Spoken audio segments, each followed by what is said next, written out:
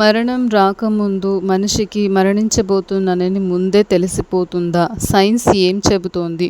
కొందరు చనిపోవడానికి ముందు ప్రశాంతంగా ఉంటారు. వింతగా వీడ్కోలు చెబుతారు. ఇది కేవలం మూఢనమ్మకం అనుకుంటే పొరపాటు.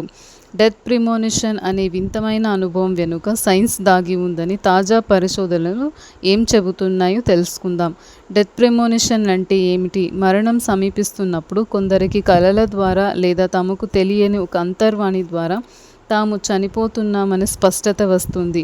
జర్నల్ ఆఫ్ క్లినికల్ ఆంకాలజీలో పరిచితమైన ఒక అధ్యయనం కూడా ఊహించని మరణాన్ని ముందుగానే పసిగట్టిన ఒక రోగి గురించి వివరించింది.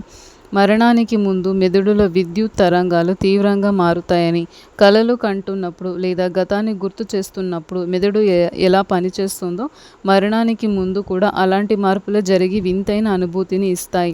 శ్వాస, రక్త ప్రసరణ లేదా గుండె స్పందనలో మార్పులు వచ్చినప్పుడు, అవయవాలు ఫెయిల్ అవుతున్నప్పుడు శరీరం అచేతనంగా మెదడుకు కొన్ని సిగ్నల్స్ పంపుతుంది.